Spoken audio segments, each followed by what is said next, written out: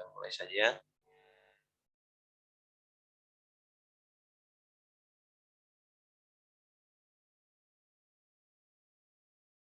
Ya, tema kita pada siang hari ini yaitu meningkatkan kecerdasan majemuk peserta didik dalam mempersiapkan siswa merdeka belajar. Ya, kita sama-sama mengetahui bahwa program Menteri Pendidikan hari ini ya dengan kurikulum Merdeka Belajar, tentunya saya tidak mengupas dalam hal kurikulumnya, namun saya akan mengupas bagaimana cara kita untuk meningkatkan kecerdasan majemuk peserta didik dalam mempersiapkan siswa Merdeka Belajar. Ya.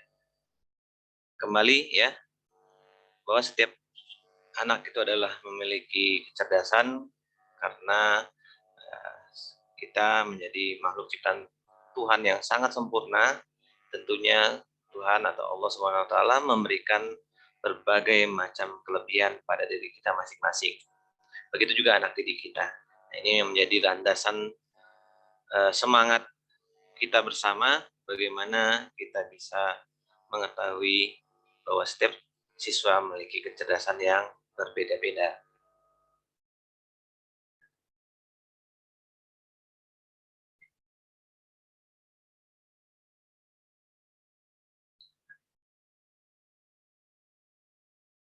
Nah, tentunya dalam kurikulum Merdeka Belajar ini, ya siswa dengan output bagaimana bisa kreatif, tentunya kita akan membuat sebuah program ataupun belajar yang kreatif dan menyenangkan.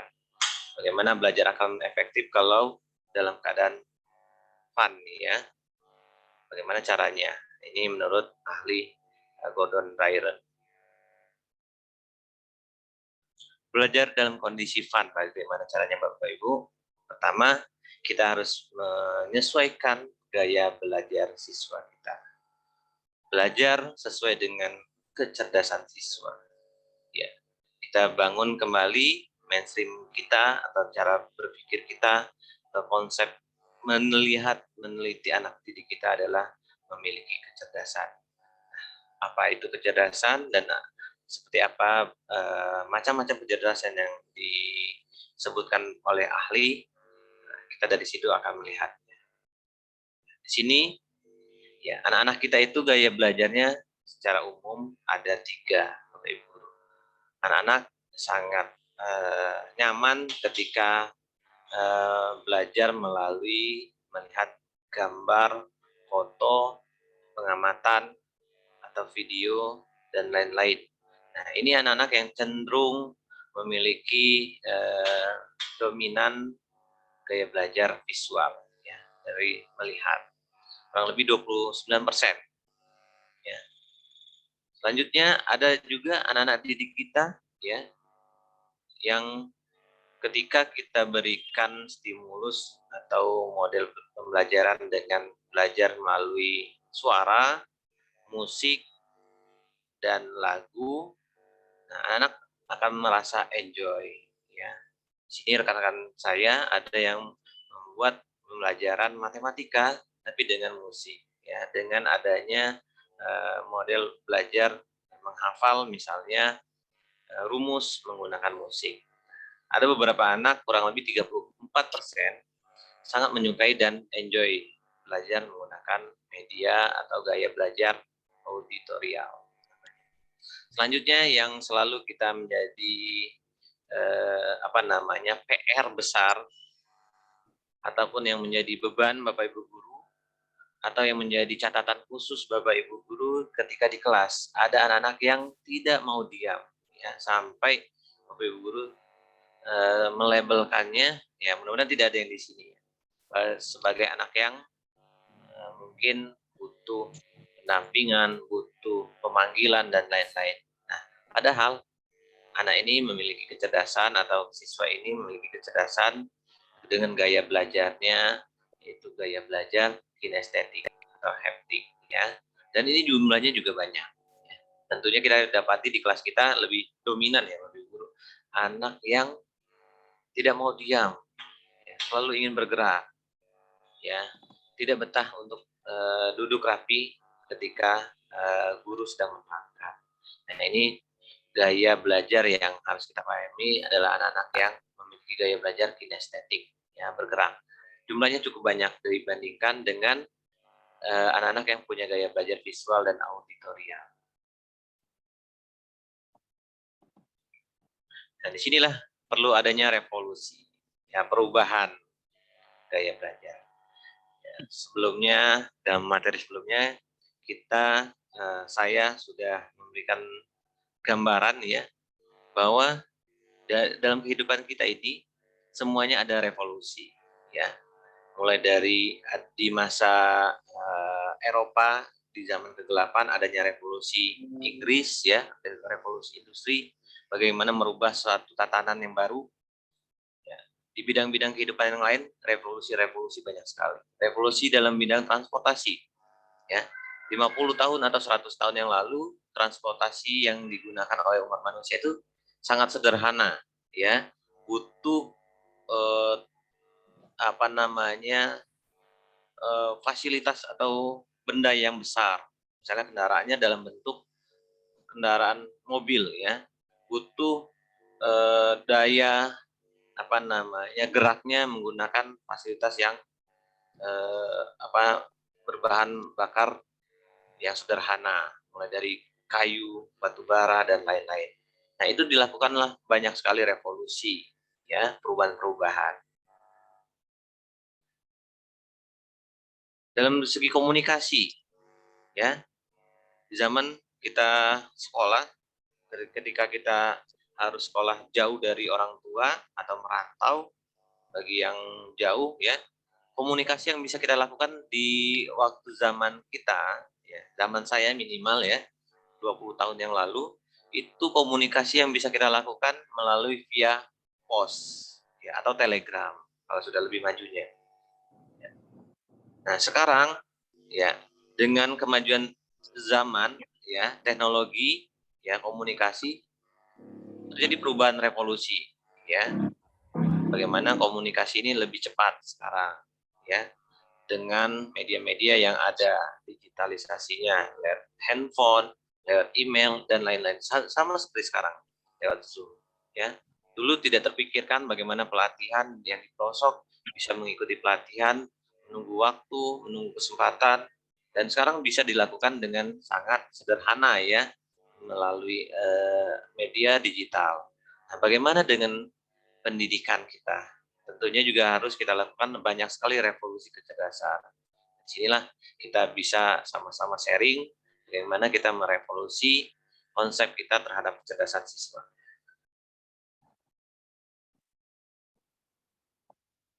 Ya, ini yang harus kita revolusi, Bapak Ibu. Kita selalu menganggap, ya, tampak bahwa IQ adalah sesuatu hal yang harus, ya, anak-anak ketika dites IQ, ya, tesnya memiliki nilai yang tinggi, 110 misalnya, atau 104. Kita sudah menganggap anak ini cerdas. Nah, anak-anak yang cuman 100, di bawah 100, kita sudah melabelnya bahwa anak-anak ini memiliki kekurangan. Padahal bukanlah jaminan untuk kesuksesan orang, ya, pengukuran IQ ini, ya. Meskipun memang perannya sangat penting dalam hidup seseorang, ya, terutama dalam pengembangan pengetahuan. Sekarang, ya, oleh banyak orang bahwa selain IQ, orang perlu mengembangkan EQ-nya, EQ-nya, emotional question, dan SQ-nya, spiritual question. Ini gambaran bahwa kita perlu merubah, ya, pola pikir kita sebagai guru atau pendidik. Nah, salah satunya kita mengembangkan melalui ini, ya, pakarnya nanti multiple intelligence. Pakarnya di Indonesia ini sudah almarhum, ya, Bapak Munif Katif, ya, seorang pakar MI yang beberapa sekolah mengambil acuannya yang sudah referensinya yang diambil dari dalam, ya, negeri maupun dari luar negeri. Ini Bapak MI-nya bernama Howard Gardner, ya, dalam bukunya Frames of Mind 1983 dan Multiple Intelligence tahun 1963 dan Intelligence Reformat ya tahun 2000. Apa itu kecerdasan menurut Howard Gardner?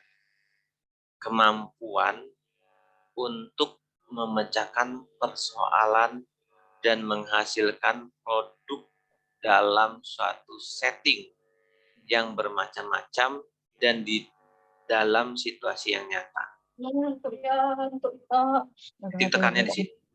Adanya kemampuan memecahkan persoalan dan hasilnya dalam bentuk produk ya dalam satu setting yang bermacam-macam ya polanya. Memahami rumus ya itu banyak settingnya ya. Setting untuk memahami rumus matematika, misalnya rumus volume, bangun kubus misalnya ya, volume kubus. Ya settingnya menghafal rumus volume kubus misalnya. Tapi caranya banyak ya, situasinya banyak. Baik itu dengan cara kinestetik tadi, dengan visual ataupun dengan audio. Itu secara gaya belajarnya yang garis besarnya. Ya. Nah, Gardner ini menolak cara mengukur kecerdasan seseorang. Kesuksesan seseorang hanya IQ itu sangat tidak sepakat dengan Gardner. IQ hanya menekankan pada segi intelektual saja. Nah, sedangkan Howard Gardner ya mengatakan ada rupa-rupa kecerdasan yang dapat ditemukan dalam diri manusia, dalam diri peserta didik kita.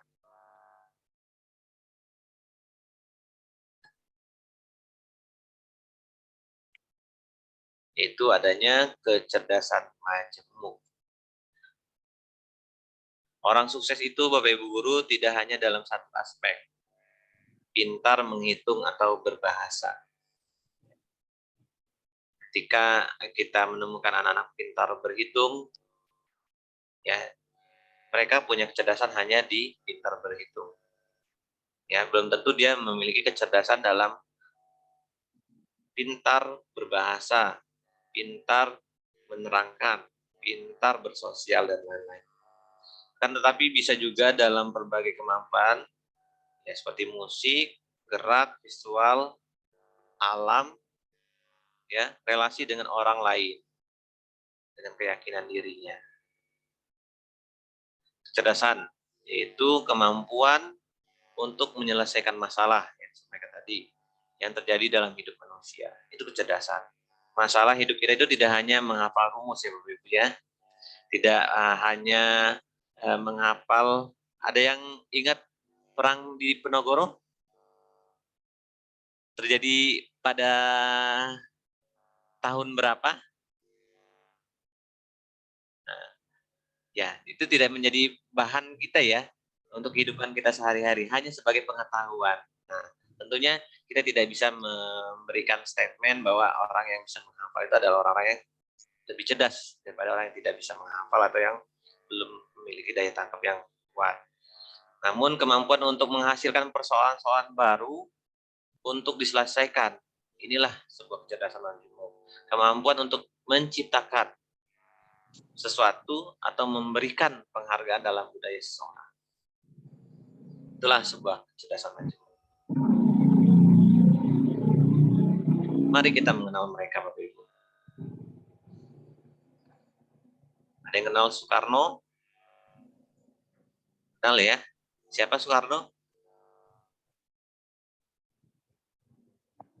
Wah, kalau ada yang masih bingung ini perlu diuji lagi ya.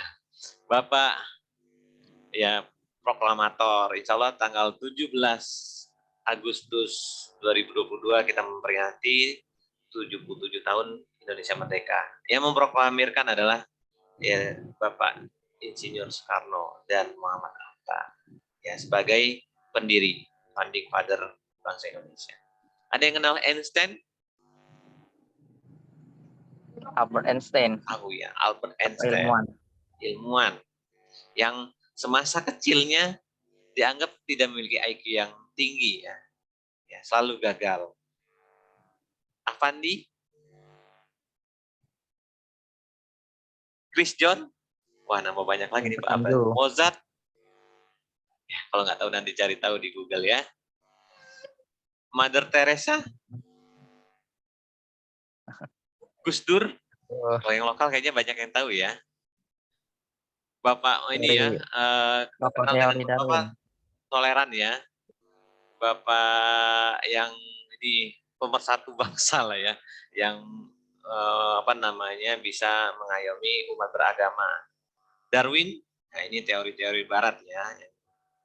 Aristoteles, Ilmuwan juga. nah semuanya itu memiliki kecerdasan yang berbeda-beda. Insinyur Soekarno itu ya, padahal beliau adalah insinyur lulusan ITB, ya betul tidak? Tapi menjadi seorang orator ulung. Ketika beliau berpidato, maka bangsa Indonesia akan bergelora ya, akan semangat. Ketika beliau berpidato di depan Majelis Umum PBB atau dengan pemimpin-pemimpin bangsa, maka diakui bagaimana beliau mengorasikan atau orator. Beliau itu punya kecerdasan yang tidak dimiliki oleh orang lain atau banyak orang. Padahal seorang ahli ITB itu dalam mindset kita itu adalah orang pemikir ya, pendiam, ya kan, yang hanya duduknya di kantor atau di perusahaan, di pabrik, ya kan, sebagai pemegang jabatan di suatu tempat yang strategis, sebagai pemikirnya. Padahal tidak di situ saja kemampuan seorang. Contohnya Insinyur Soekarno. Beliau memiliki kecerdasan salah satu dari 9 kecerdasan. Akan kita bahas apa saja kecerdasan yang ada di ya menurut pakar kewarganegaraan ini. Satu adalah kecerdasan intelijensi linguistik. Inilah yang dimiliki oleh Bapak pendiri bangsa kita, Insinyur Soekarno. Kalaulah dia tidak bisa berorasi, berretorika, bernegosiasi, tentunya Indonesia bukan seperti saat sekarang ini, ya. Belum tentu bisa dipersatukan dengan banyaknya pulau. Dengan keahlian berbicara beliau, ya, mengumpulkan para pemimpin-pemimpin daerah, bisa menyatukan Nusantara. Inilah kecerdasan linguistik beliau yang beliau miliki. Selanjutnya intelijensi matematis logik. Nah, sudah kebayang ya, yang memiliki kemampuan matematika atau logika, ya, atau logika. Yang ketiga, nanti saya akan jabarkan satu persatu. Intelijensi ruangan atau visual, ya, penggambaran. Keempat, intelijensi atau kecerdasan kinestetik badani. Kinestetik berarti fisik. Ya, yang selama ini kita menganggap anak-anak ada yang tidak mau diem, berarti di kecerdasan fisiknya sangat optimal. Yang selanjutnya ada intelijensi atau kecerdasan musikal.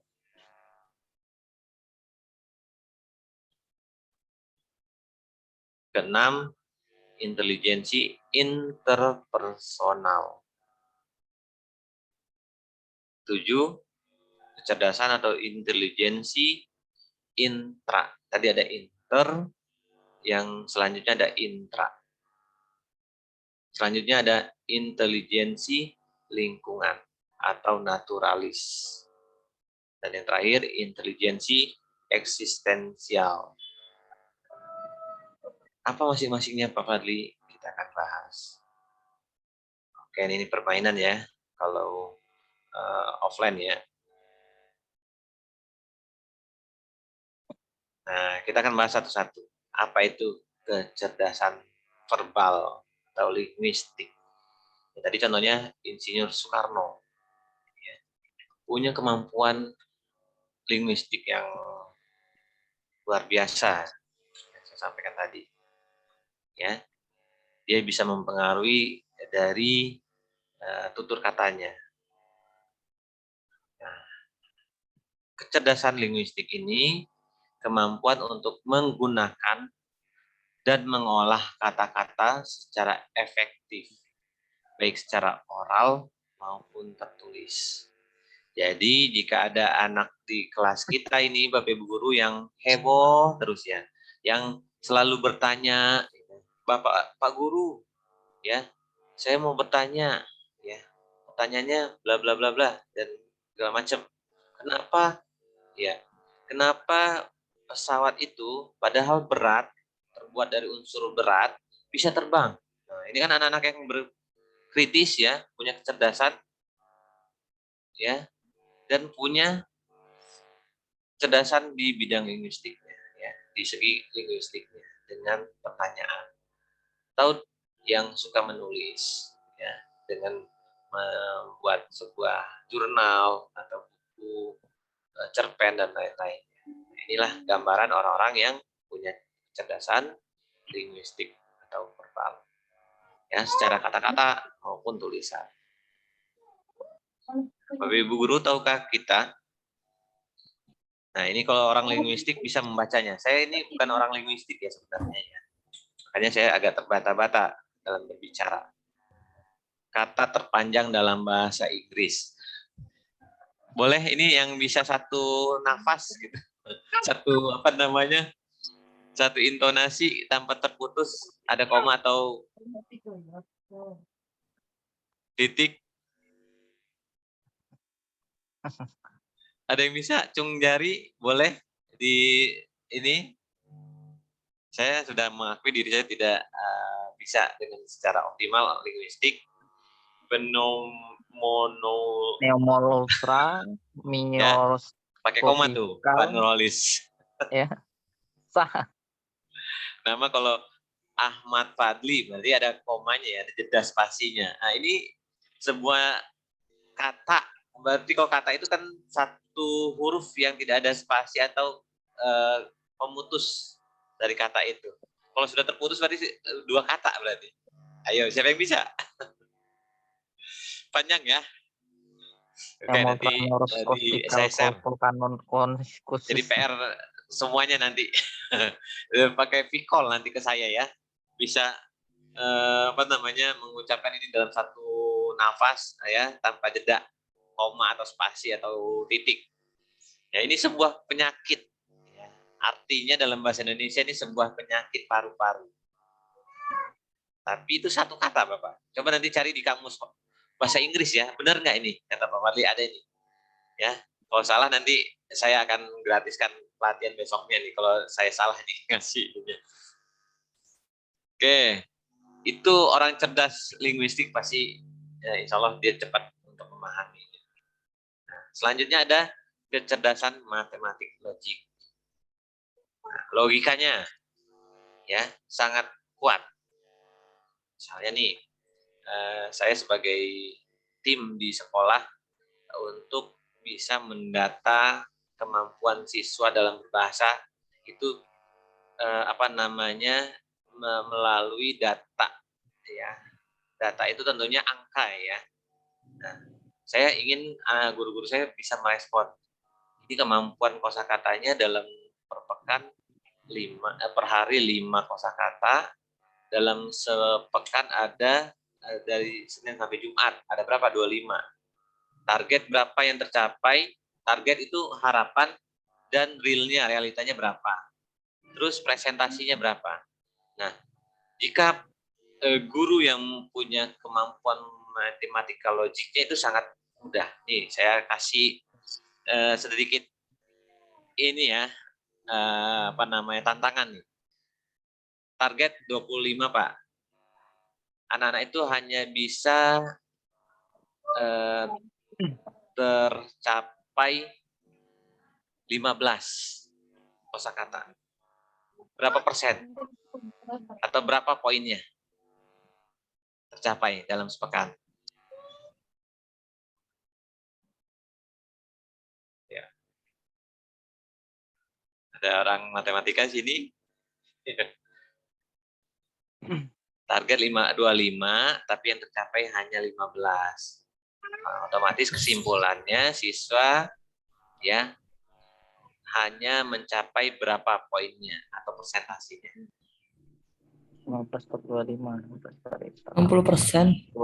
Itu Ibu yang Jawa itu berarti 60. matematik logiknya main itu.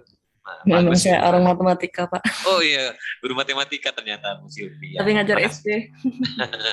Nah, ini juga ada nanti ada permainannya. Oh, ini enggak ya. Enggak saya tantang untuk menghafal rumus ya Bapak Ibu. Di gambarannya aja. Jadi kalau anak-anak yang punya kecerdasan logik matematika, mereka akan nyaman di pelajaran-pelajaran seperti ini. Ya. Kemampuan yang berkaitan dengan penggunaan bilangan dan logika. Ya. Anaknya teratur dan kelurusan berpikir. Dia akan tertata konsep berpikir. Ya, kemampuan untuk mengungkapkan gagasan dalam bentuk angka, rumus-rumus matematika. Ini yang memiliki kecerdasan logik matematika. Ya, yang mungkin selama ini guru-guru di luar sana menganggap anak-anak yang ini yang paling pinter ya. Yang tadi kita sebutin, wah kamu pinter ini, matematika sudah jago itu anak pinter gitu. Nah ini yang kadang saya juga pernah tersirat kayak gitu. Kalau kalian belajar matematika bisa, yang lain bisa. Ternyata itu sangat mematikan kecerdasan mereka yang lain. Nah, ini intermezzo Bapak Ibu Guru, silakan. Bu Silvi boleh bantu menghitungnya. Yuk, ini kuis. Kuis siapa cerdas matematika? Bu Silvi boleh nanti ikut menghitung. Boleh diambil oret-oretan. 6%, berarti 30 orang. Bu Silvi saya kasih waktu 10 menit ya untuk menjawabnya. Tunggu Tunggu yang lain dulu. 36. Oke. Survei membuktikan 94. dari 500 pemuda kota 6% dari mereka mengenakan anting. Ini numerisasi banget ini. 6% dari mereka mengenakan anting. Dari 94% sisanya 470, tunggu dulu Bu. Ibu saya kunci ininya. Apa namanya jawabannya? 470. Oke, siap. Dari 94% sisanya, setengahnya memakai 2 anting. Setengahnya tidak memakai sama sekali anting. Oke. Berapa jumlah anting yang digunakan 500 pemuda tersebut? Oh, antingnya ya.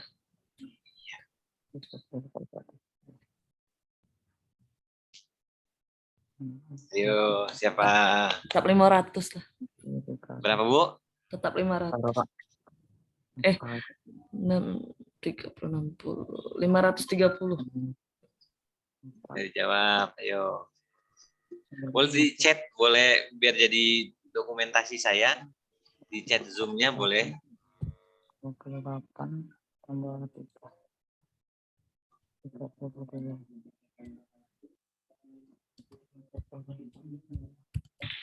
Yo, silakan di chat Zoom-nya buat. 1.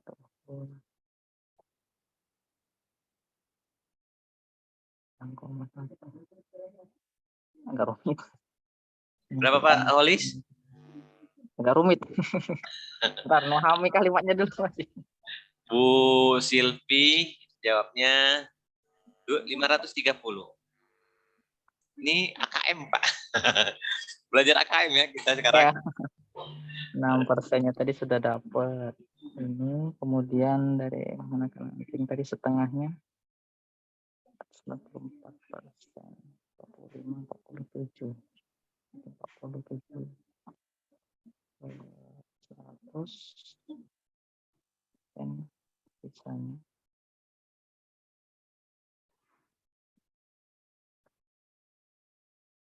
setengahnya memakai 2 anting.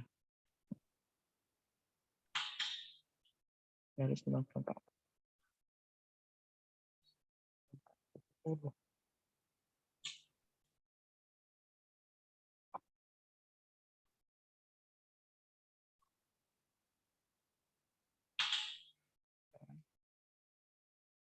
Empat koma tujuh.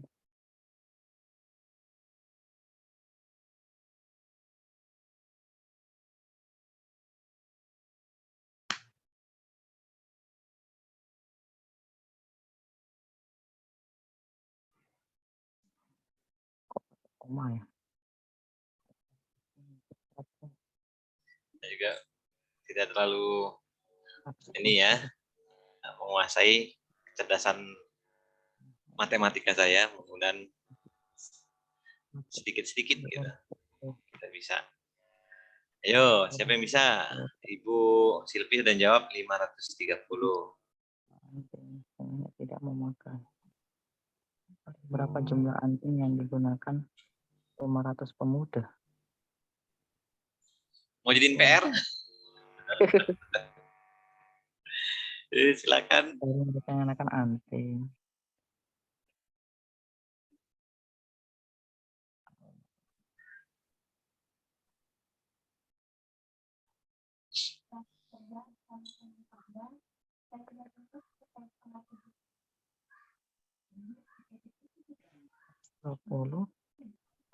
Berapa jumlah anting yang digunakan 500 pemuda?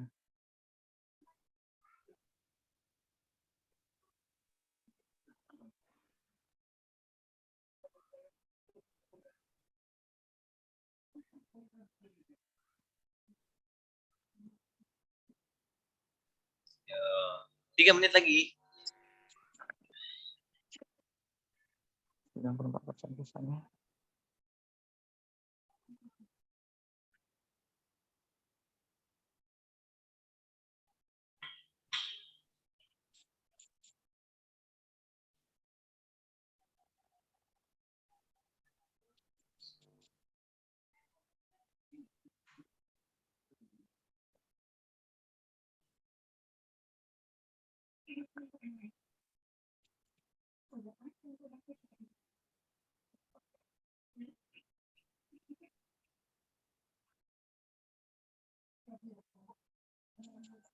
Yo, berapa jawabannya?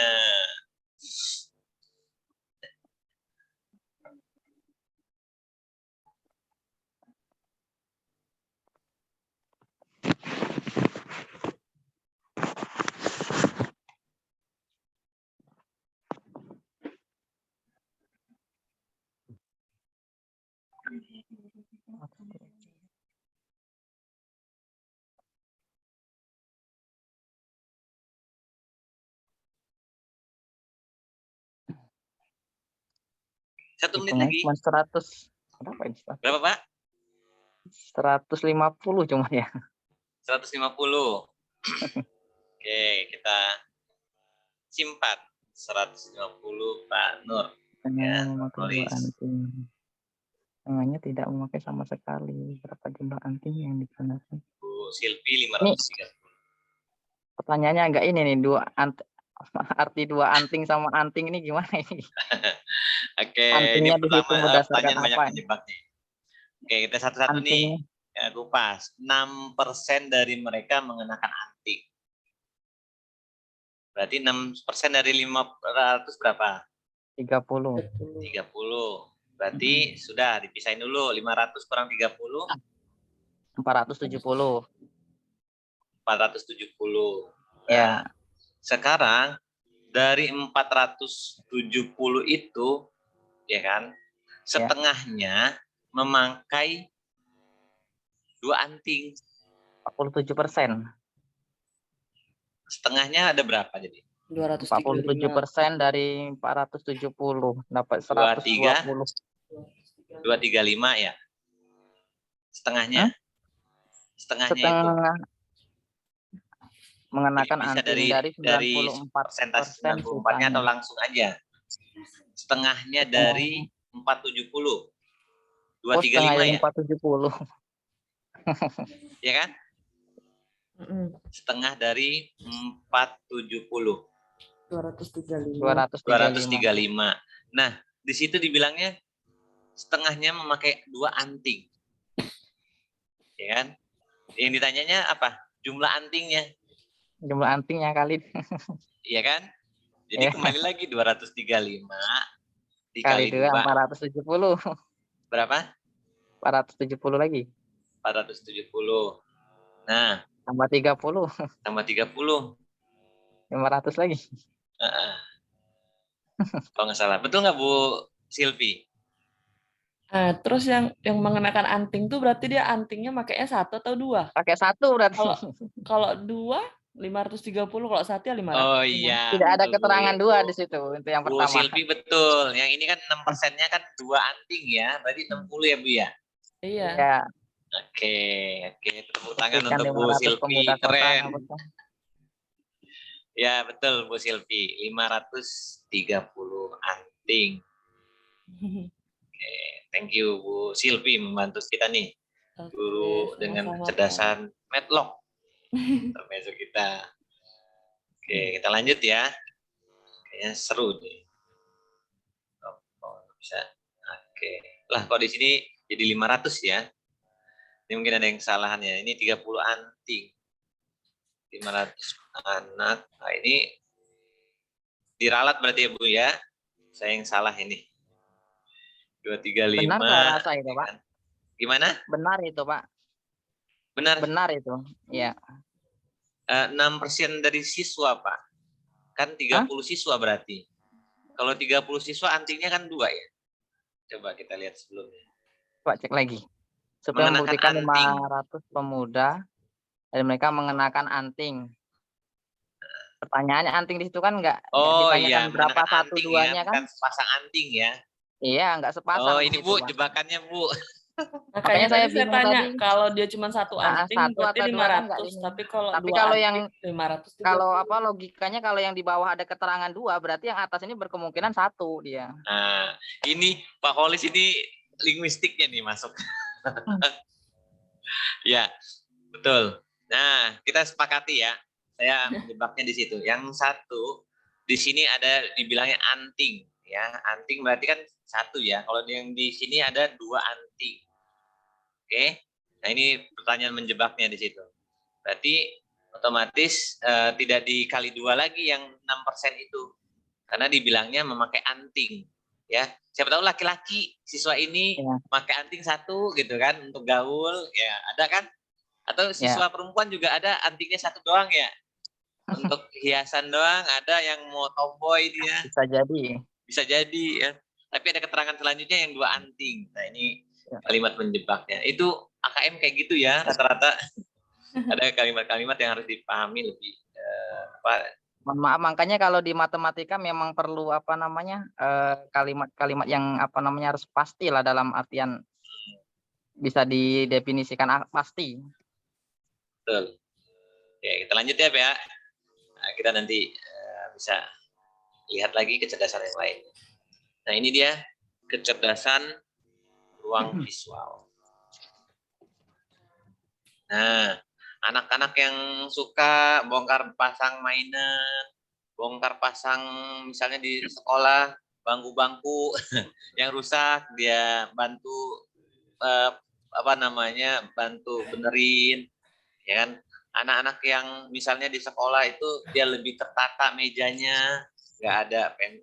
Kan biasanya anak-anak kalau belajar pensil di sebelah kanan, penghapus sebelah kiri, ya kan?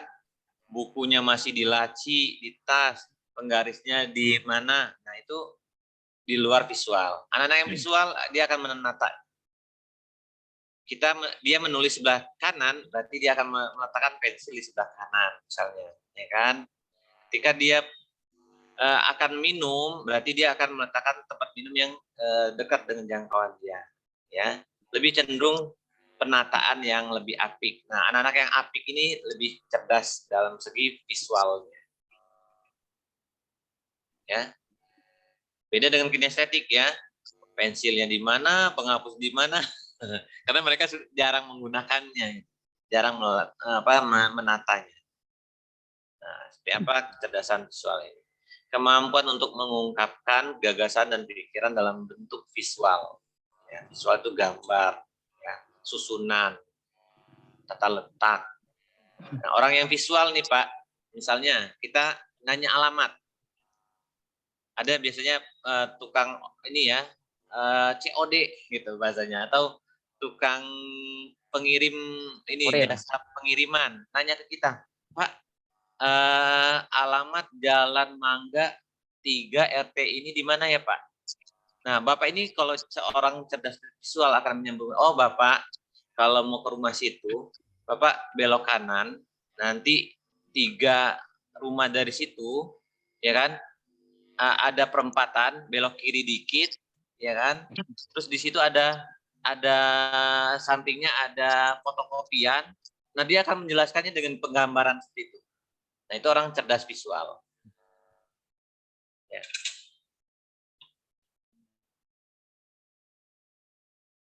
Nah, ini dia intermezzo. Silakan nanti buka ya. David Copperfield ini seperti apa? Ya, ini orang cerdas visual.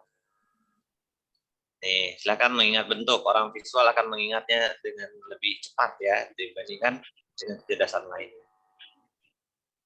Yo, sudah diingat? A, B, C, D, E, F, G, H, I, J, K, L, M, N, O, P, Q, R, S, T, U, V, W, X, Y, Z. Apa yang harus diingat? Oh, belum. Pertanyaannya, mau kita uji nih. Saya tutup ya. Mengingat bentuk ya. Tata letak atau bentuk ini. Nah, saya kasih clue-nya. Saya pindahkan sebelah huruf akhir pojok atas. Huruf akhir pojok atas. Oh, Ini kan kayak ulama yang viral, apa tuh, ulama yang muslim ya, ada tuh. Yang apa tuh punya penguasaan membaca Al-Qur'an dan menghafalnya dengan baik. Dia sebutin ayat ini terletak di pojok atas halaman segini, ya kan, baris segini. Nah, itu orang-orang visual itu yang bisa menghafalnya. Ayo Pak, ini baru huruf Pak. Pojok belum terpikir atas, karena baris pertama. kalau Pojok arah pertanyaannya atas, ke ya situ. huruf terakhirnya. Ayo, Pak Hasan, Bu Silvi, dan lain-lainnya boleh. Ayo. Nah, orang visual pasti bisa ya. Siapa yang bisa visual? Ayo, huruf apa Pak?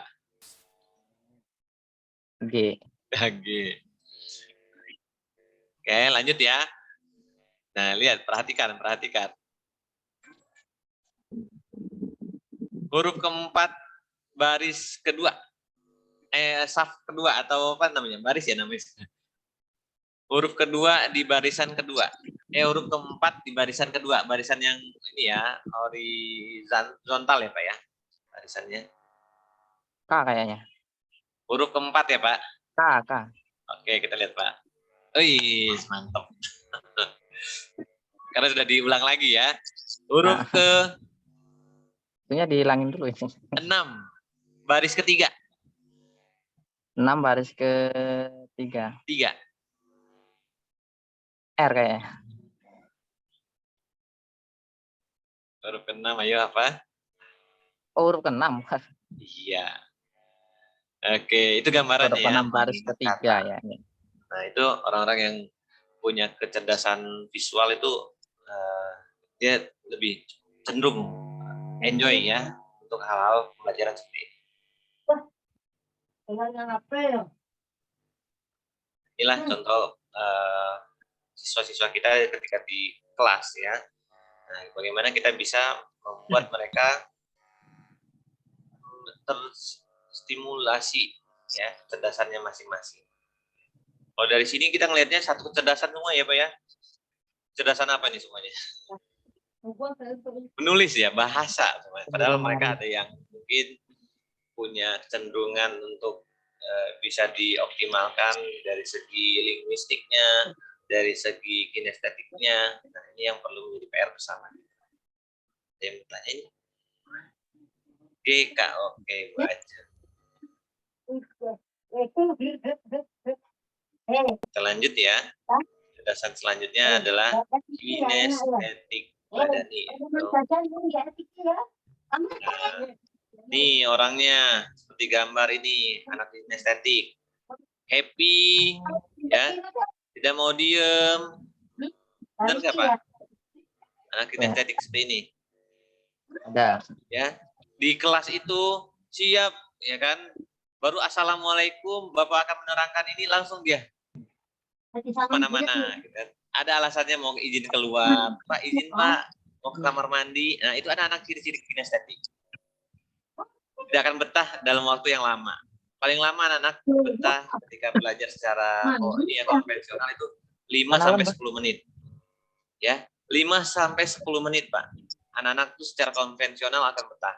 Selanjutnya terserah anak-anak, terserah Anda, ya. Tinggal kita mungkin dengan pola kita yang berwibawa, pola kita yang dianggap seram, killer, itu yang membuat anak-anak akan betah. Walaupun tersiksa hatinya gitu, aku nggak bisa keluar gitu kan. Secara nalurinya mereka punya kecerdasan kinestetik. Ya, secara fisik ya, suka olahraga, suka kemana-mana, izin macam. Tuh bisa kayak gini ya anak kinestetik ya.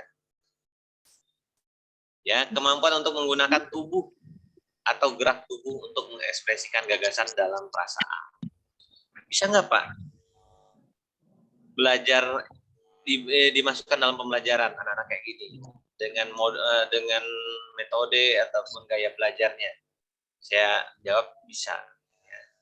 Saya pernah mencobakan bagaimana anak kinestetik ini dengan kehebohan dia tetap bisa mengikutinya. Bentar ya.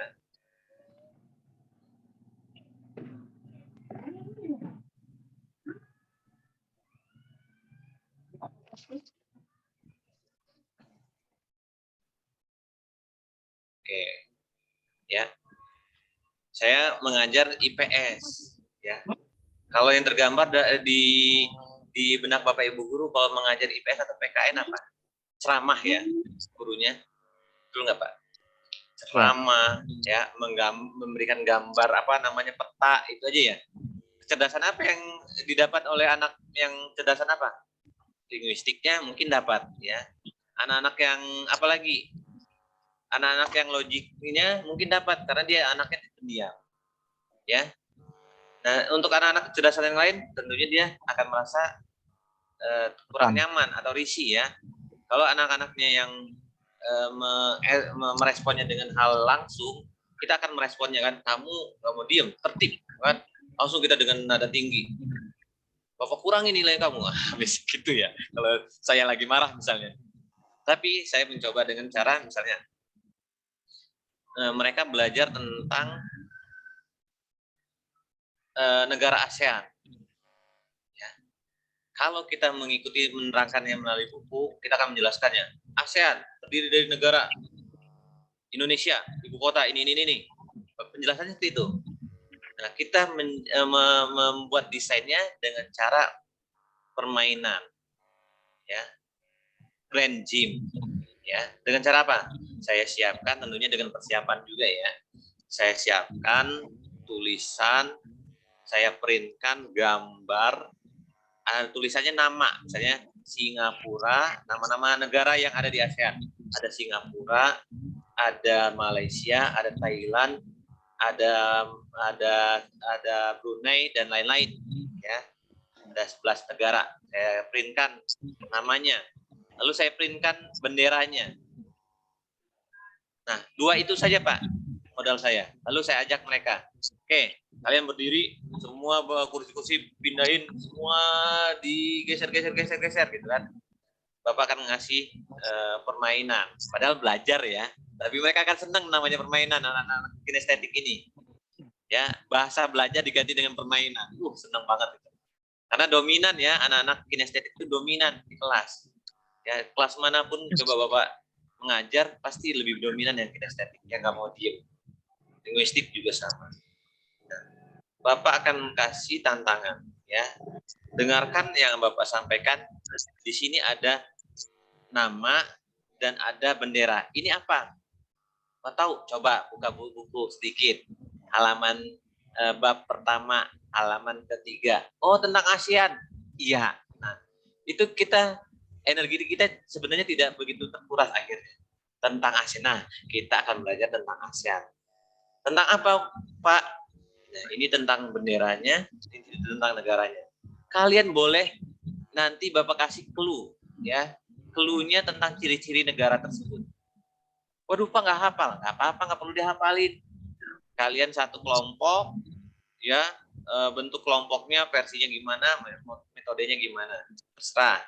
Lalu dari clue itu kalian bawa buku satu, ya. Buku satu, nanti clue itu kalian bisa cari. Misalnya kan, misalnya negara, carilah nanti kita taruh di meja bendera sama negaranya, ya. Nanti kita kasih clue-nya. Tempelkan negara yang ciri-cirinya seperti ini. Misalnya kan mata uangnya rupiah. Cari mereka di buku paket itu. Yang rupiah mana? Misalnya ya, yang nggak tahu rupiah nih. Kalau yang tahu langsung tahu. Oh, gue tahu. Dibuat kedisiplinan juga. Oke, tertib. Ya, bergantian gitu kan. Akhirnya mereka bekerja kelompok. Nah, itu unsur-unsur siswa aktifnya ada. Bekerja kelompok, mereka aktif bergantian.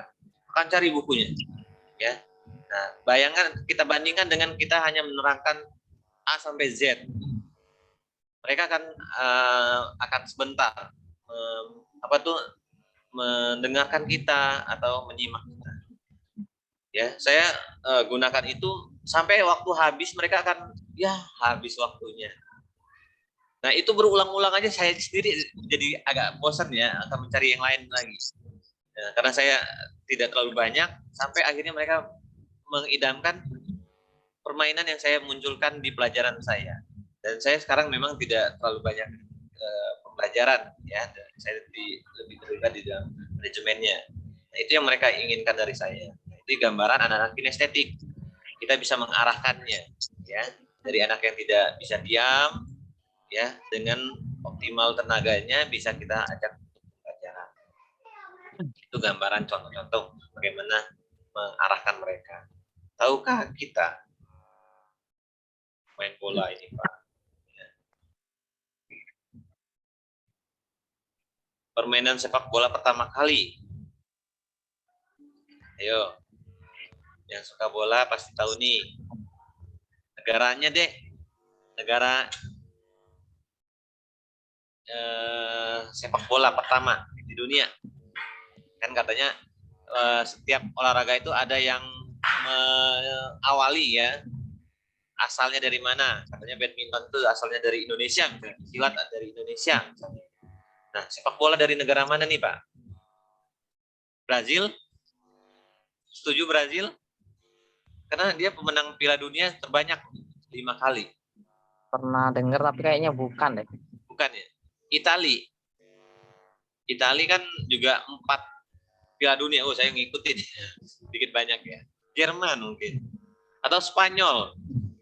Spanyol kan karena terkenal dengan klub-klub besarnya, ya. Peraih. Ayo, ada yang tahu? Saya jadi hilang. Nah, saya langsung ngeluarin. Maaf ya, ini agak. Gimana itu? Ayo, negara mana? Pertama. Romawi deh. Ya, ini permainan sepak bola pertama kali dilakukan dalam sejarah pada hari Selasa. Oh, sampai ada yang meneliti seperti itu ya, Pak. Menjelang Rabu Abu di derby Inggris sebagai bagian dari perayaan atas kemenangan tentara Inggris. Ini gambaran saya dengar, ini saya dapat sumbernya juga, bahwa zaman dulu itu dari besi, dari kayak mahkota dari panglimanya atau apanya ditendang-tendang, ya. Akhirnya mulai dijadikan permainan pasukannya dari kulit lembu atau sapi yang diolah gitu kan. Nah, ini gambaran awalnya permainan sepak bola. Cari kebenarannya, Pak.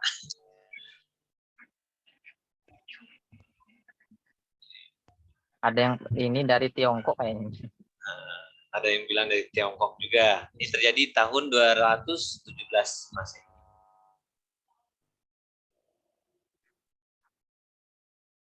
Selanjutnya ada kecerdasan musik. Yang kinestetik paham ya Bapak? Ibu, gitu ya. Kita lanjut ke musik. Ya, teman saya memang saya karena saya juga kata rekan-rekan saya juga kecerdasannya lebih ke kinestetik. Saya banyak memberikan pembelajaran secara kinestetik. Nah, teman saya ada yang punya kecerdasan musikal, membuat rumus-rumus matematika atau menghafal sesuatu hal yang diperlukan mereka dengan musik. Ya, rekan kami di eskul juga itu ada namanya Pak Supiri, dia membuat rumus-rumus itu dengan musik.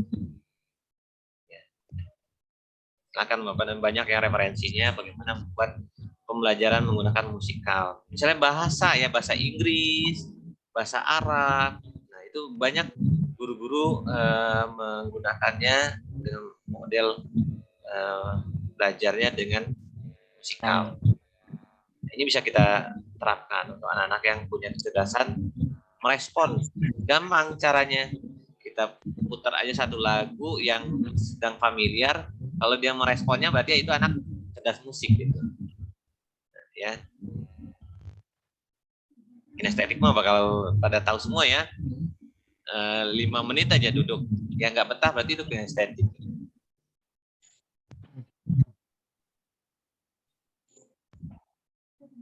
Anak-anak musikal ini kemampuan untuk mengembangkan, mengekspresikan, dan menikmati bentuk-bentuk musik dan suara. Coba peragakan bunyi misalnya ayam. Misalnya anak-anak kelas rendah ya. Anak-anak yang punya kecerdasan musik dia akan menirukan ya bunyi ayam. Kalau orang anak-anak yang logik matematika, anak-anak yang punya kecerdasan yang visual, dia akan tidak terbayang atau tergambarkan bunyinya itu.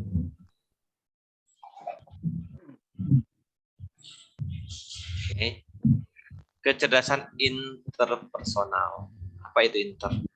Inter itu banyak ya, luar ya. Nah, ini adalah anak-anak yang punya hubungan sosial yang bagus, baik ya, pertemanannya yang apa namanya di kelas itu pasti banyak teman. Kalau bukan nggak ada lu itu nggak rame bahasa iklannya. Kalau nggak ada lu, nggak rame. Nah, itu anak-anak interpersonal itu. Kehadirannya itu ditunggu. Ya. Kalau guru kehadirannya ditunggu di kelas, berarti guru itu cerdas interpersonal itu. Ya. Karena guru itu akan berkomunikasi, guru itu akan bisa berinteraksi kepada siswanya dengan pola siswa. Nah, ini anak-anak yang interpersonal itu. Ya. Kemampuan untuk mengerti dan menjadi peka terhadap perasaan, tensi, motivasi, watak, dan temperamen orang lain. Banyak ya punya kecerdasan interpersonal ini. Ya, Bapak mungkin bisa menemukan di kelas ya, mana anak-anak itu kalau di kelas itu pasti dikerumunin ya, didatengin teman-temannya. Sebelum belajar nih, nunggu bel. Pasti kursi dia itu akan rame dengan teman-temannya. Nah, itu anak-anak yang punya kecerdasan interpersonal.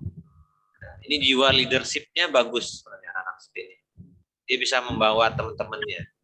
Ketika Bapak Ibu guru mengetahui dan bisa mengkondisikan anak-anak interpersonal itu untuk belajar, Bapak Ibu guru tidak perlu lagi mengatur anak-anak yang lain. Ya, intinya aktornya ini sudah kepegang gitu. Aktornya aja bisa tertib, bisa ngikutin, pasti teman-temannya akan tertib juga.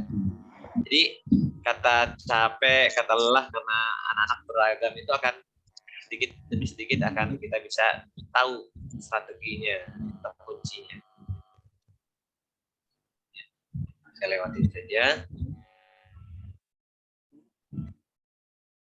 Nah, ini kebalikannya, kecerdasan intrapersonal. Kalau inter itu banyak teman. Kalau intra itu dia tidak akan mau diganggu teman. Ya, dia berusaha untuk melakukan hal-hal sendiri, ya, melakukan aktivitas sendiri. Ketika rame, dia tidak akan mudah terganggu, ya, punya kesibukan sendiri. Nah, ini anak-anak yang punya kecerdasan intrapersonal.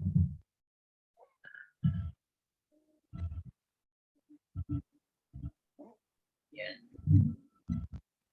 Ini kemampuan yang berkaitan dengan pengetahuan akan diri sendiri dan kemampuan untuk bertindak adaptif berdasar pengenalan diri.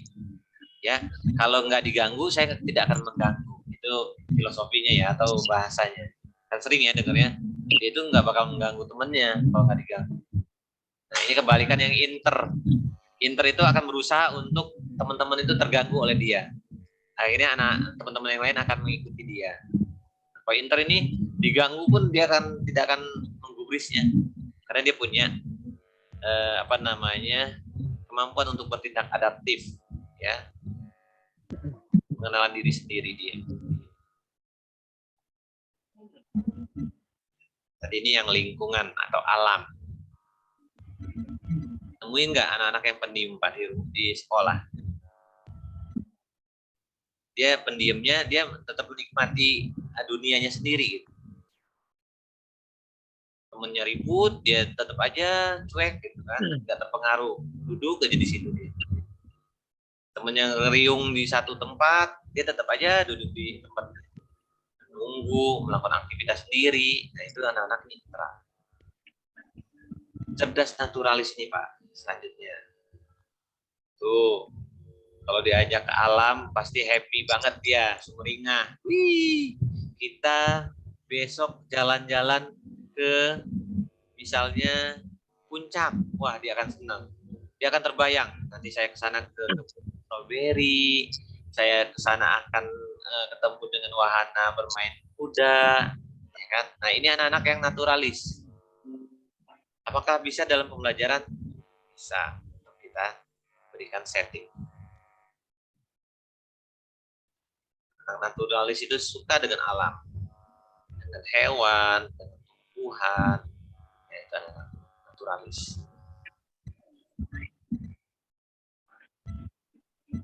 Kemampuan untuk dapat mengerti alam lingkungan, baik itu flora, fauna, memahami, memelihara, dan menikmati lingkungan. Ya, kalau di rumahnya dia punya hewan peliharaan, ya, misalnya dia beli ikan cupang, misalnya lagi rame-ramenya ngerawat ikan cupang, dia sangat suka juga nikmatin. Nah, itu anak-anak naturalis. Suka juga dia berkebun sama ibunya di rumah, menanam bunga. Anak-anak naturalis.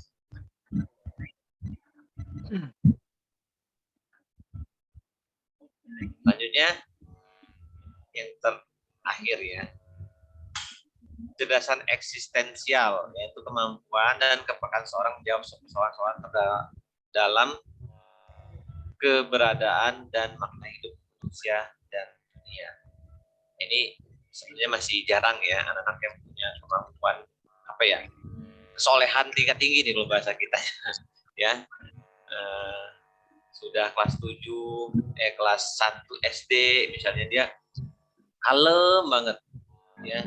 Terus sholatnya 5 waktu tertunaikan, mengerti bahwa nanti dia akan ini hidup setelah mati gitu kan. Nah, ini ada anak-anak seperti ini, tapi memang masih jarang ya.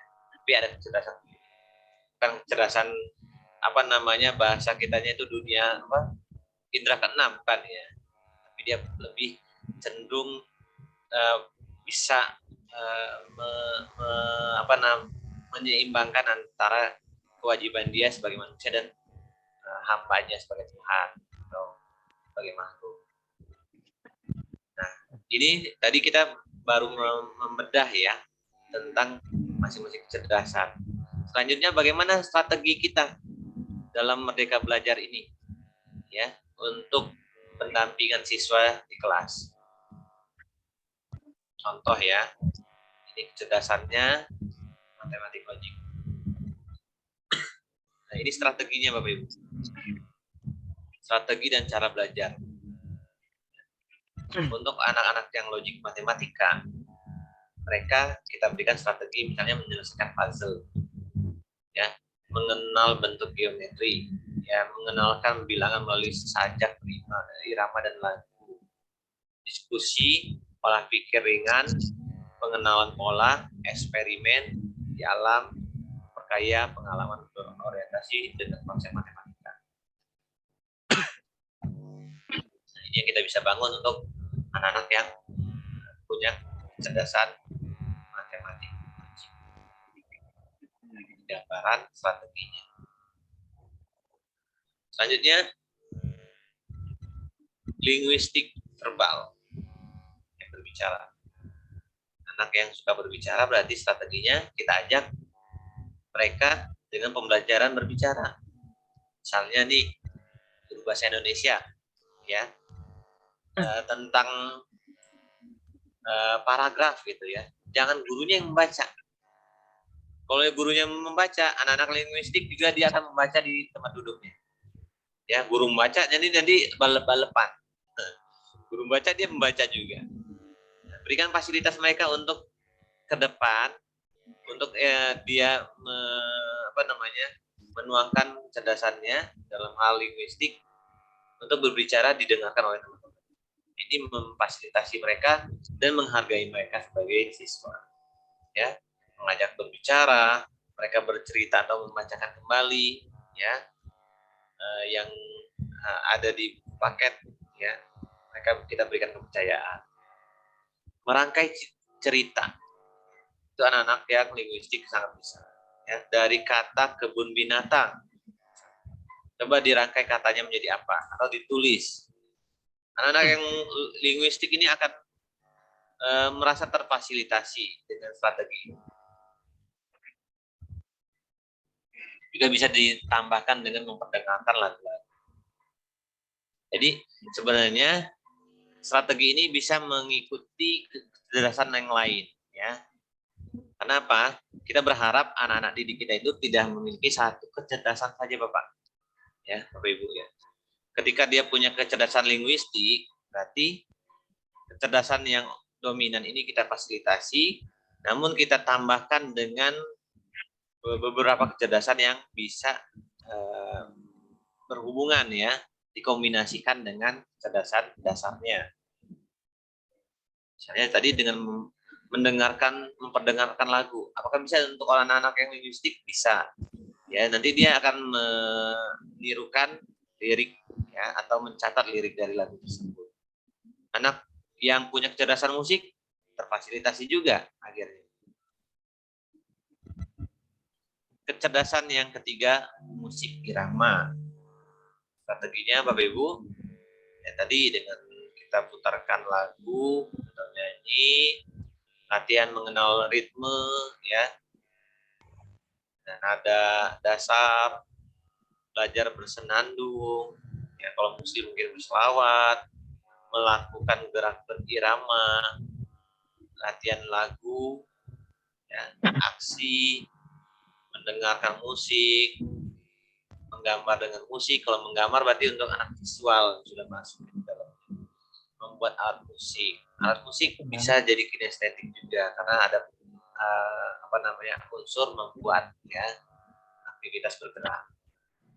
Spasial visual, menggambar, melukis, mencoret-coret, menyanyi, mengenal dan membayangkan suatu konsep. Visual untuk anak-anak yang visual, menggambar, melukis, mencoret-coret itu sangat oke, ya. Mereka akan merasa terbiasa. Untuk menyanyi, mengenal, ini bisa kita tambahkan strateginya untuk tambahan kecerdasan yang lain yang bisa dikombinasikan dengan sinergi strategi spasialnya, ya. Oke. Sebelum kita lanjutkan, boleh jika ada yang didiskusikan. Tanya ini Mas Fadli. Silakan Pak. Kaitan ini apa namanya, pembelajaran ini berkaitan dengan yang sudah merdeka belajar ini ya. Ya. Atau secara umum ini ya. Pengenalan karakteristik mungkin ya ini ya. Iya Pak. Ini saya mengupas secara umum terlebih dahulu. Agar nanti kan sebenarnya nanti di Merdeka Belajar itu kan ada strategi juga ya Pak ya. Nah, jadi nanti Bapak setelah mengetahui gambaran kecerdasan siswa, Bapak bisa membuat, jika Bapak ingin mandiri ya, kan ada pembuatan RPP versi Merdeka Belajar, bisa menyajikannya sesuai dengan kecerdasan yang dimiliki di kelas. Oh, nanti Pasannya. ada bagiannya, nanti ada ya, sudah ini ya nanti ya. Ya, Pak. Oh ya, sudah nanti saja kalau gitu. Lanjut itu Mas Fadli. Oke. Yang lain bagaimana?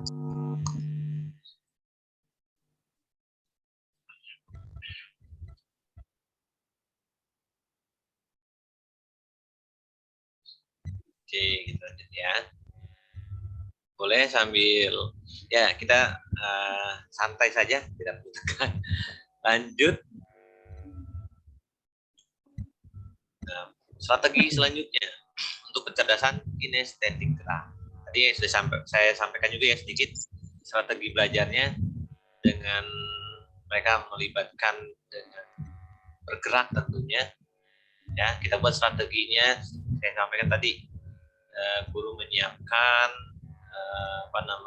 media untuk quiz atau membuat ice breaking untuk mereka gunakan ya gymnya. Sebenarnya banyak ya media.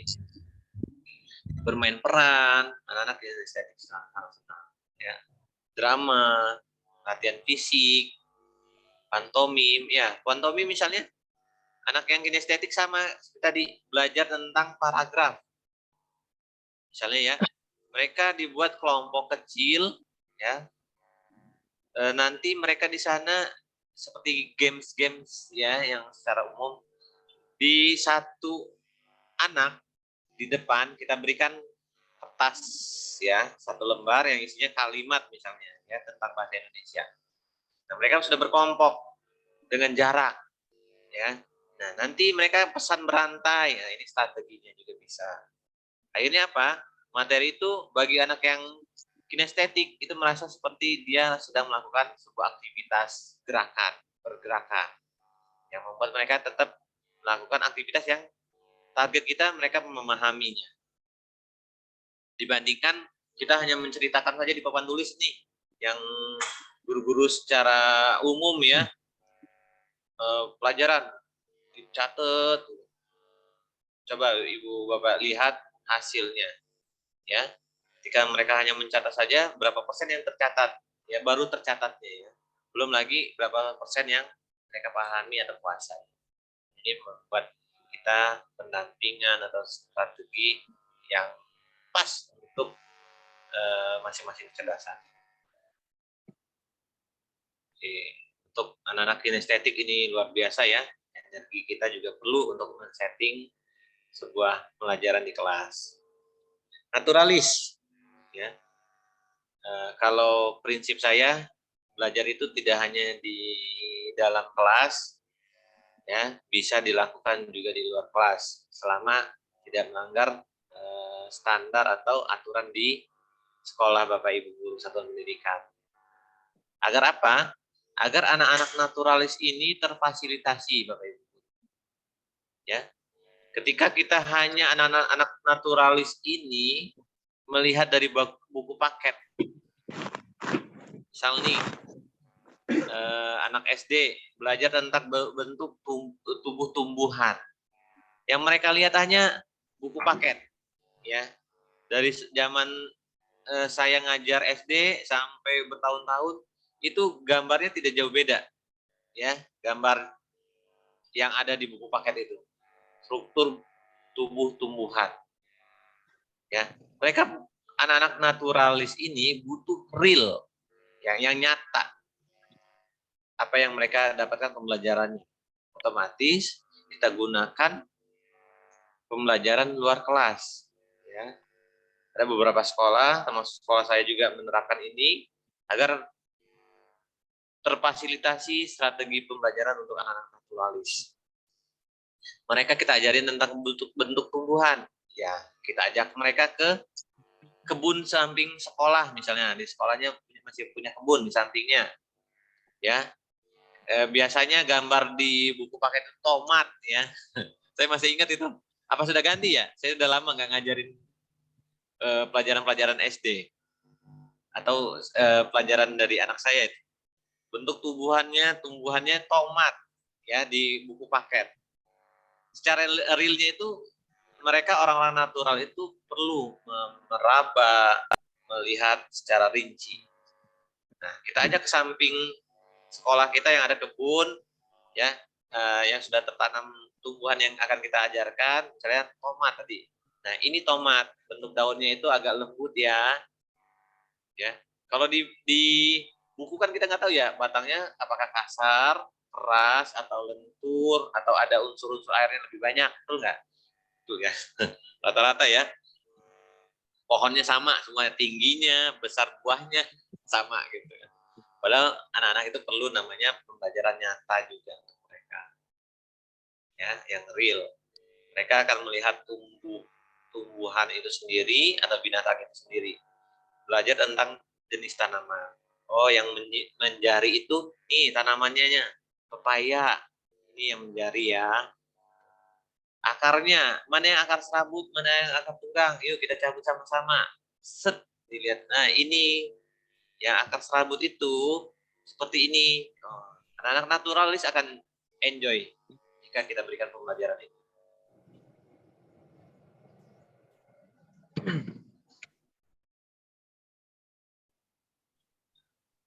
Selanjutnya strateginya bagaimana untuk anak-anak yang punya kecerdasan interpersonal. Mengembangkan dukungan kelompok ya.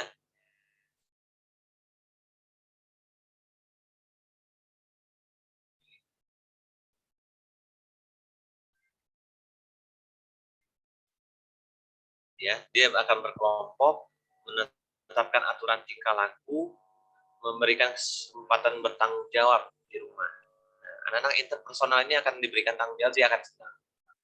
Karena merasa dihargai, merasa menjadi orang yang penting ya dalam hidupnya. Masuk juga anak interpersonal ini yang tadi saya sampaikan, kita pegang untuk mengkondisikan kelas. Kan dia akan menjadi teladan yang baik tentunya. Jika kita tidak memberikan kepercayaan hal yang baik, dia akan melakukan keteladanan yang kita rasa perlu kita kontrol. Nah, ini anak-anak yang interpersonal. Ya, anaknya akan ramah, ya, terus punya penghargaan,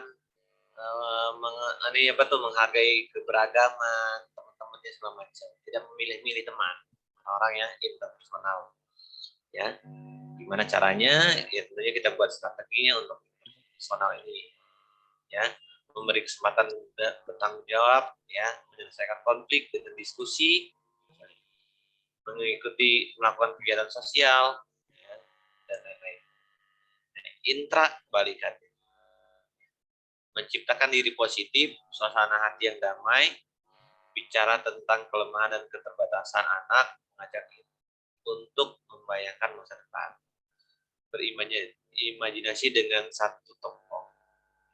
Kita berikan strateginya seperti ini, Bapak Ibu. Kalau jika kita berikan imajinasi tadi, misalnya bayangkan, nah itu anak-anak interpersonal ini akan respon. Ya. Seandainya masyarakat itu ini kesadarannya untuk membuang sampah pada tempatnya. Anak intrapersonal dia akan membayangkan, mengimajinasikan, oh nanti dia akan menuangkannya dalam bentuk tulisan atau ucapan. Oh nanti akan terjadi banjir. Coba anak kinestetik digituin. Kalau banjir gimana? Buang sampah. Asik Pak, saya akan berenang. Nah, anak kinestetik kan gitu ya. Beda-beda nanti ini pendapatnya, tapi kita harus menghargai mereka semua. Anak visual gimana? Yang dibilang buang sampah sembarangan, nggak teratur, banyak nyamuk. Nah, itu jawaban yang bisa kita gali dari mereka. Anak intrapersonal dia akan membayangkan, oh karena ada kelalaian manusia, dia akan detail ya, mencari apa yang menjadi kelemahan atau keterbatasan dari yang dipelajari. Ini anak intra. Yang terakhir itu anak eksistensial tadi ya, soleh banget ini anaknya. Jadi orang tuanya sudah mendidik atau guru-gurunya sudah mendidik dengan enjoy ya, enak. Dia sudah tahu dengan kewajibannya sebagai manusia ya, sebagai makhluk juga dia tahu ya. Nah, ini ada beberapa anak yang seperti itu ya. Misalnya kamu dosa kalau nggak sholat ya. Jadi sudah memberikan hal-hal yang kayak gitu. Bohong kamu dosa. Nah, itu anak-anak yang punya kecerdasan eksistensial ya. Ya jujur gitu kan katanya. Dia akan menasihati temennya tentang akhirat juga nanti akhir ujung-ujungnya kan. Kok nggak sholat kamu? Ada anak-anak yang bisa nasihatin. Itu sudah masuk pada punya kecerdasan di bidang eksistensial ya, kecerdasannya. Untuk strateginya juga kita bisa ya, dari segi banyak hal ya. Tadi tentang kejujuran, kita masukkan nilai-nilai agama atau karakter di pembelajaran. Nah, ini anak-anak eksistensial akan enjoy. Jadi pembelajaran misalnya pembelajaran matematika. Kalau busuk, pasti kita akan membuang. Mungkin anak-anak yang eksistensial akan berpikir kritis lagi. Kalau busuk berarti ada hal yang mubazir gitu kan. Nah, dia akan mengkritisinya dan hal lainnya. Nah, kita bisa memberikan juga edukasi kepada anak-anak. Ya, karena dia berpikirnya di luar seusianya gitu kan. Hal-hal yang belum harusnya sampai ke mereka ya, pemahamannya. Nah, ini contoh aplikasi kecerdasan majemuk dalam proses belajar di TK. Nanti saya berikan Bapak Ibu guru, tinggal dibaca saja ya. Tujuan, mengenal berbagai bentuk benda, cara-caranya, ya. Siswa diajak membuat lingkaran, bergandengan tangan. Untuk apa ini yang bergandengan tangan? Kecerdasan apa? Inter. Biar mereka punya kecerdasan interpersonal. Siswa diajak membentuk lingkaran dan tubuh mereka saling berdempetan dan merasakan sentuhan teman. Ya, ada kinestetik di dalamnya, ada inter juga. Berkeliling kelas untuk melihat mengamati. Nah, anak mana nih kecerdasannya? Diajak berkeliling kelas untuk melihat ya. Natural apa? Melihat itu bisa visual ya kan? Visual. Diajak nyanyi. Musikal ya. Musikal ya. Bercerita. Verbal tadi ya. Linguistik ya. Linguistik. Verbal atau linguistik. Membandingkan lingkaran mana yang besar dan kecil. Beserta yang berwarna. Logik, matematik. Logik ya. Jadi dalam satu pembelajaran kita bisa mengeksplor beberapa kecerdasan. Ya, agar anak-anak itu merasa haknya terfasilitasi. Akhirnya kita merasa anak-anak kita itu semua punya kelebihan atau kecerdasan. Topik tadi ya, ini bentuk pembelajarannya, intelijensinya atau kecerdasan yang saya jabarkan tadi. Ada ada kinestetik, intra, visual, musik, linguistik, matematik, tadi Bapak sebutin ya. Berkeliling kelas sama ya untuk natural atau lingkungan. IPS nih, sehari sebelum pergelaran dimulai, guru memberikan pekerjaan rumah kepada siswa untuk membawa gambar, makanan, pakaian, barang. Nah, ini anak-anak jelas apa nih? Berikan pekerjaan rumah. Pakaian, barang, nyanyian, musikal. Bisa musikal, ya. Pagelaran ya, Bu. Setiap siswa menjelaskan apa yang dibawa dan berasal dari daerah dan budaya mana. Menjelaskan. Verbal, linguistik. Ya, betul Pak. Terus menggunakan matrik tabel, siswa diminta mengelompokkan barang-barang. logik, Iya, betul. Mengamati barang yang dibawa temannya. mengamati visual, Bisa visual, bisa intra. Ya, Intra, ya. dia akan melihat celah. Ya, oh ini kurangnya ini segala macam. Ya, bisa visual juga. Kelompok kecil mereka mendiskusikan apa kesamaan dan perbedaan. Kelompok. berkelompok, intra tadi, intra, Inter. Kalau interpersonal, kelompok berarti inter. ya, Kalau interpersonal, individu mengamati intra, orang lain itu intra. Menyajikan tari atau lagu. Wah, ini orang seni ya, kines, musikal. Bisa juga kinestetik ya, ada tarinya. Diminta merefleksikan arti budaya itu bagi hidup masing-masing. Apa yang dipetik dari saling tukar barang. Yang terakhir, cerdasan apa? saling tukar barang dan hasil budaya lain hidup kita. Nah, ini gambarannya ya. Cerdasannya ada lingkungan. Lingkungan. Oke, ini gambarannya ya, nanti bisa ditelah. Nah, ini topiknya sifat benda hidup. Cerdasannya apa? 1, 2, 3, banyak. 4, 5, 6, 7, 8, 9. Eksistensial. Apa guna hidup, tujuan hidup. Itu orang-orang eksistensial. Inter, kerja, diskusi. Intra, refleksi tentang sifat hidup. Musikal, lagu. Kinestetik, praga. Ya, namanya praga itu kinestetik. Matematika, tabel. Ya. Linguistik, menjelaskan. Visual, melihat. Ya, namanya visual itu melihat. Ya. Linguistik, meneliti sifat-sifat makhluk. Dan seterusnya.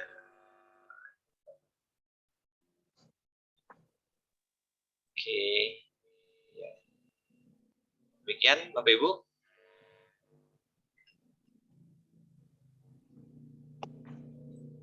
Ya, terima kasih.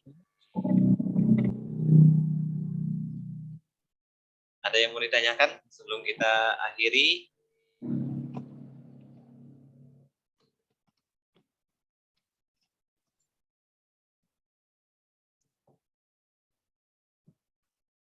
Kenapa, Olis?